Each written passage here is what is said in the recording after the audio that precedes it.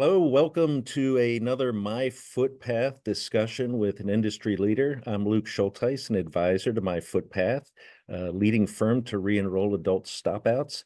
And today I'm really excited to be with Melynda Thorpe, the Assistant Vice President of Workforce and Educational Opportunities at Southern Utah University. And we're speaking really on a cool topic with an even cooler name. So I'm going to read it to you. It's called A Tail-Wagging Collaboration Between Best Friends, Animal Society and Higher Education, Innovating Sustainable Social Change. Now, if that doesn't catch your interest, you're not interesting. A really fantastic topic. And what it boils down to is a discussion about microcredentials. We'll get into that in a second. Melynda, why don't you introduce yourself and then share with us kind of the genesis of this study?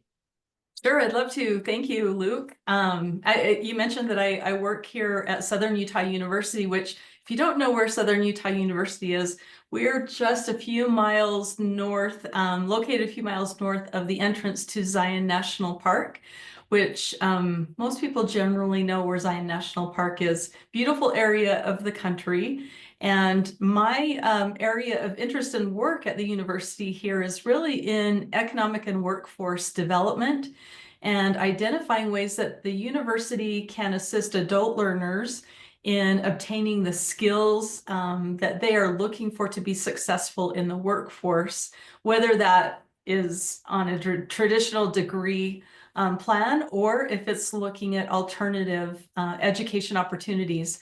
And that's really where we started exploring the idea of micro-credentials and how we might create quick wins for adult learners. Fantastic. Micro-credentials have been a hot topic at a number of different higher ed trade groups. What I often hear about is kind of the backroom administrative end of, applying them, slapping them on a student record and things like that. Your study's much more interesting, and it had to do with helping individuals specific to the topic that we had mentioned gain a number of different human and social capital attributes. Can you take us through a little bit of how that was developed and what some things were that we were looking to get forwarded to the students? You bet. So the reason I think you're going to wag your tail about this story is because it does have to do with cats and dogs. So here in our region in Southern Utah, Best Friends Animal Society has an animal sanctuary. They purchased a canyon that Disney used to use for motion picture filming. In fact, The Lone Ranger was filmed in this canyon back in the day. Beautiful location, and they bring animals to experience the remainder of their life at the sanctuary, those animals that are no longer adoptable for whatever reason. And they approached us, and this is probably, well, it was in 2019. They approached us and shared with us the goal that the organization, it's a national organization, has to try to reduce the amount of euthanasia that is taking place in municipal animal shelters across the country. And to implement this change, they wanted to create an education platform that could teach shelter workers how to implement life-saving strategies in their communities. And this is really looking at creating a shift from what we know. I know when I was growing up, we had an animal control officer or a dog catcher, we called them. And what this work is doing is trying to say or contemporize the field of animal services to where we're making decisions based on data-informed practices and preserving the life of animals and trying to move away from not only euthanasia, but things like puppy milling and some of those practices that there are some questionable ethical areas, gray areas that communities are finding themselves in. And so they asked if we would help them. The problem they were facing is there is no discipline. There's no academic discipline in contemporary animal services. The closest thing to learning how to become an animal service professional is maybe a law enforcement program, maybe a public administration class or two, communication, maybe a vet tech class, but there is no traditional academic discipline. And so as a university, looking at their situation and hearing what they were asking for, we realized that micro-credentials could help fill a gap there. Micro-credentials being accessible, short, often online courses that teach practical skills in a specific area of emphasis. So we started playing with this model of micro-credentials, and in 2019, it was still a very, very new idea. What we did is we brought animal services professionals, industry experts. Best Friends helped us identify who some of those national experts could be. And we put our own faculty at the table with them, our science faculty, our public administration faculty, our business administration faculty, and started to ideate the skills that a shelter manager or a shelter worker might need. And so we started building these micro-credential classes. We ended up with 8 of these classes. And we started delivering them Best Friends scholarship to shelter workers across the country to take many of the courses and in the initial years. And before we really looked up to see what was happening, we had engaged learners in all 50 states in these animal services micro-credential courses. So the goal that they are working for, again, is to reduce euthanasia in shelters and to professionalize a profession without or in the absence of an academic discipline. And that ultimately is a social shift. It's taking an old practice and trying to make it new, resilient, and data informed. That's fantastic. And it really goes to amplify the, I guess, the town gown relationship, if you will, in a much grander scale. It's not just, the community, but it's the workforce, the industry, societal needs, and how, the academic enterprise can really go to support that. Well, in developing the program, the paper that was published on this indicated it wasn't just sort of, here's some neat ideas, everyone learn this and that. It was really grounded in 2 big areas. One of them being development of human capital. In other words, expanding knowledge, the skill sets and things like that, as well as being complemented by the social capital, which is an opportunity for the participants to expand professional networks, develop a level of confidence, and even develop some influence so that they can help, advance these topics. In thinking back about the project, and I know you're engaged in a lot of others now, we'll talk about those in a second. Can you describe a little bit about how the interactions between maybe faculty and industry occurred so that we'd be able to formalize this learning trajectory between the human and social capital elements? Yeah, so faculty and industry, we create, when we're building a micro-credential here, we create a curriculum committee. And that includes seats for industry and seats for faculty members to sit at the same table and develop the knowledge, skills, and abilities that a micro-credential is going to produce. And that collaboration has been really key and critical, where these animal services micro-credentials were really the first that our university lifted. Having that collaboration in place and that curriculum committee model established set the tone for the ability to develop so many more micro-credentials that create response, that create results for the learners. And you're right, we definitely approach this in 2 ways. One, we wanted to make sure that the learners got the skills that a micro-credential is intended to deliver. That is what the format, that is what the medium of a micro-credential is intended to do, is to help a learner walk away with skills and the ability to voice or demonstrate that they've earned the skills. So that had to be part of it. The social capital piece, we brought into the equation when we started hearing things like, I'm a shelter manager and I'm the low person on the pole. I am not respected in the workplace. I don't have decision-making ability. And so then we realized we really need to help these learners gain confidence, establish a network that extends beyond their own shelter, beyond their own community, where they can gain confidence, gain the ability to connect with other professionals and learn best practices, get support from one another. And then in addition to that, to be able to have the skills to do things like write policy, to train their team and develop leaders so that they could effect change, make it happen, and make sure there was sustainability that was built into that. Super. It's a lot of work that's gone into this. The product seems and service seems fantastic. I'm sure it came with some challenges. I noted a couple of them that had been pointed out. One was there can be a resistance from the organizational leadership. Sometimes these are difficult to start, and resource constraints can also be at play. Any tips on an institution trying to navigate through some of these challenges?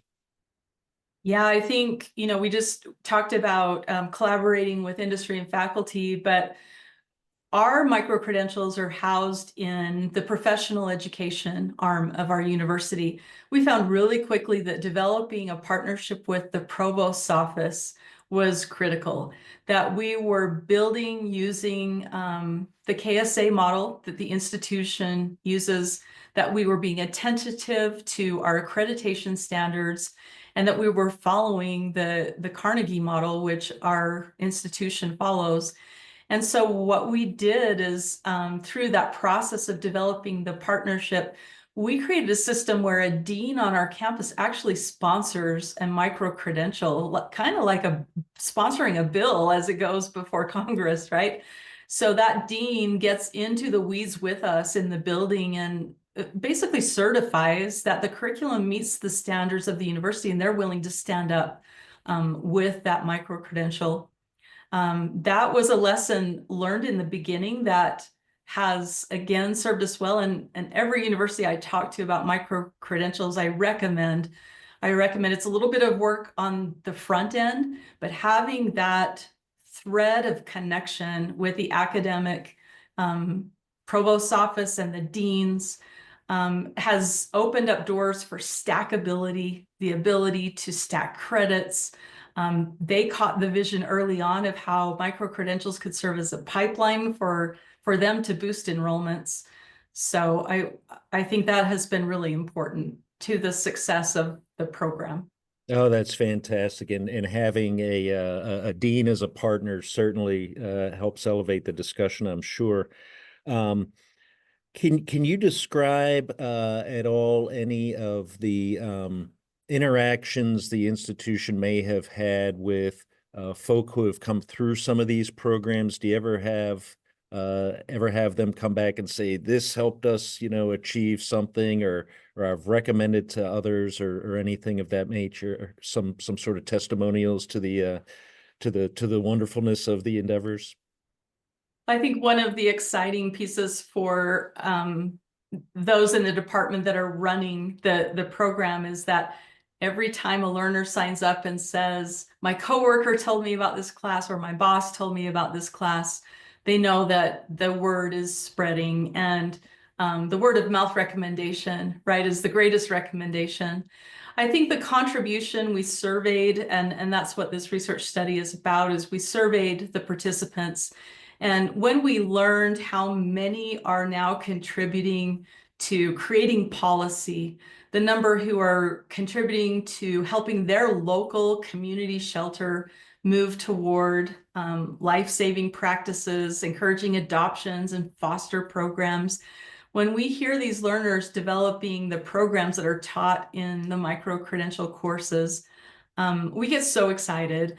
And a lot of times they'll reach out to us on LinkedIn or send us an email and let us know the update.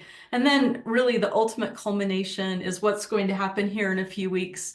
We have a handful of these animal services micro-credential earners who have stacked their credits. They've just completed a degree program and they will walk at graduation. They're flying in from all parts of the country.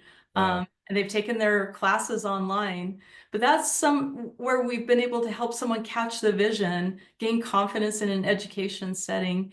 And I'm glad you asked, because this particular demographic has a fairly low degree completion rate, those who are working in shelters. And so the hope that is being inspired is the greatest reward.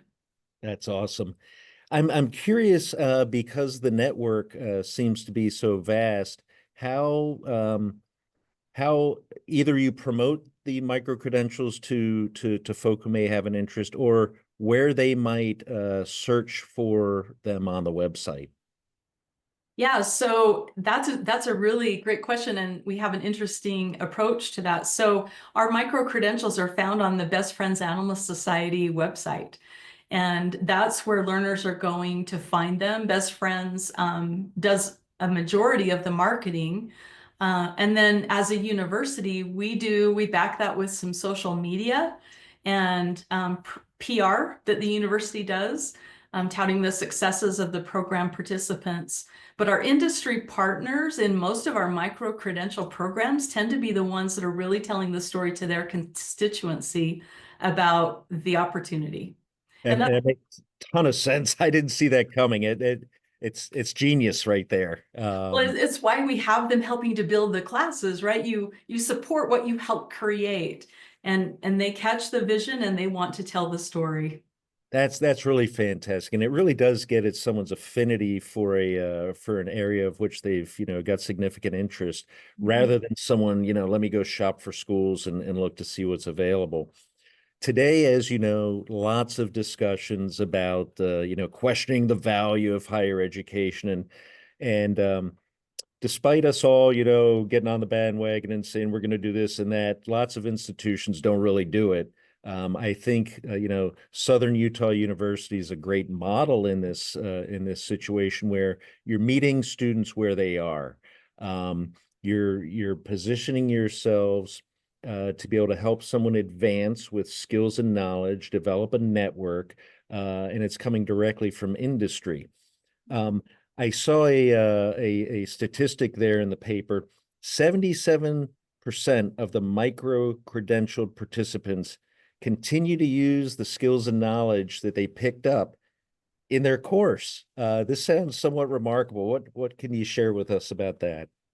Yeah, I think that in animal services particularly, this statistic is high because those who are taking the courses are taking them to directly implement change in their communities. They care, they're passionate, and not just about their work, but about who they're serving, and that is the cats and dogs. So you have a very passionate population. I think when we look at some of the other areas of micro credentials, we do see the skill attainment continuing, that transfer of knowledge that as educators we look for. And why I think that happens is micro-credentials are designed to be action-oriented.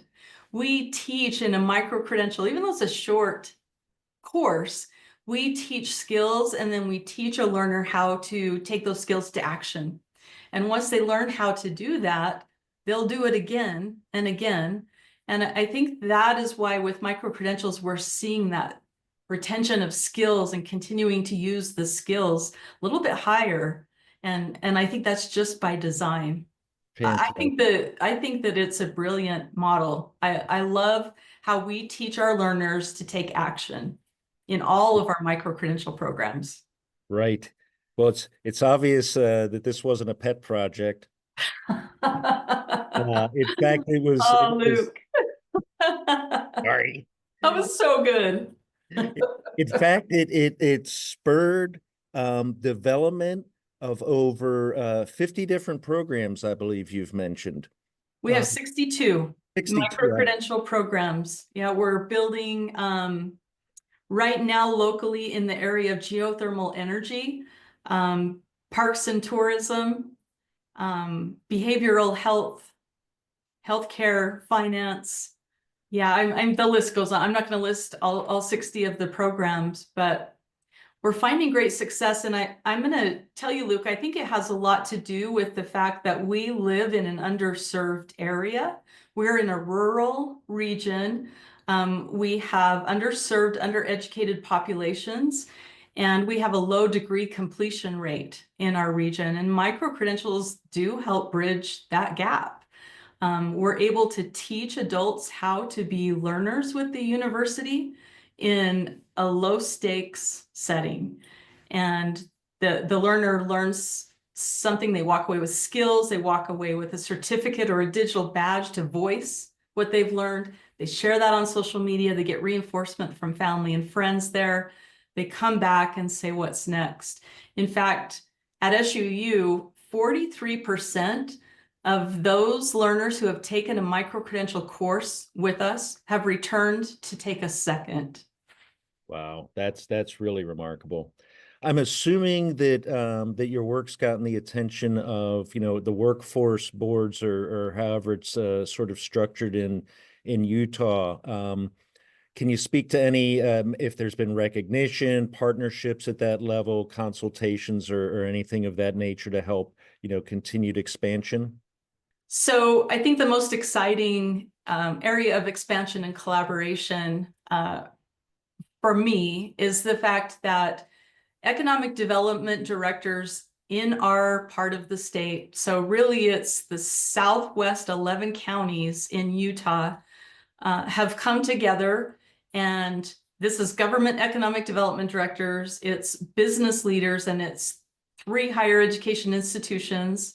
We've brought 2 other institutions into this work, and we are collaborating to create micro-credentials and learning for our region in a way that engages government, industry, and higher education partners so that we can boost the workforce together and create living wage jobs for our region. And that's geothermal is a great example. The economic development directors have been working hard to attract geothermal companies to our region. They're coming, and now we get to step in as institutions and create the learning and the talent pipeline that can lead local residents to those jobs. We have received a little bit of recognition. That collaboration was featured by Fast Company magazine at their Innovation Festival last year. And there are some exciting recognitions, but really at the end of the day, it's people who never saw themselves earning a college credit or any kind of credential coming to these programs, gaining capital, like we said, whether it's socioeconomic capital or sociocultural capital. They gain confidence, they gain skills, and they experience something successful, and they want to continue either in education or progressing in their work. And that, I think at the end of the day, is all the recognition any of us are looking for, is just the hope that we can help bring to those who are in disadvantaged situations. It's really fantastic. Very noble work. Certainly the myFootpath organization similarly working at trying to bridge that gap. 40 million adults have some credit, no credential. Another 10 million on top, I think, have been admitted to higher education, never pursued it.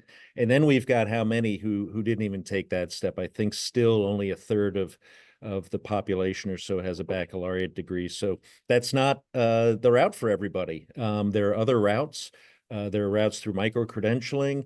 There are different ways to benefit society and self. Education's the most transformative arm there is, I think, today. I'd really like to thank you, Melynda. Any closing thoughts, questions I should have asked that I didn't, that you could provide answers for? Well, I think what you just said inspired one final thought, and that's what I'll share is you know, we used to ask, what degree do you want to earn to our high school students? And I think if we can look at micro-credentials and seize the opportunity that they are giving us to ask high school students the question, what skills do you want to learn? What industry do you want to work in? We're broadening our scope. We're bringing in those who are not degree minded initially, and then to be able to carry that over to adults in our communities. So we have had high school students and their parents enroll in micro-credentials and take them together. And so I think broadening the scope is really a critical conversation right now in higher education with the challenges that we're having regarding enrollment. Micro-credentials offer an opportunity for us to engage learners that maybe we hadn't thought of in the past and ask questions that we hadn't asked in the past, and those that can be relevant to everyone.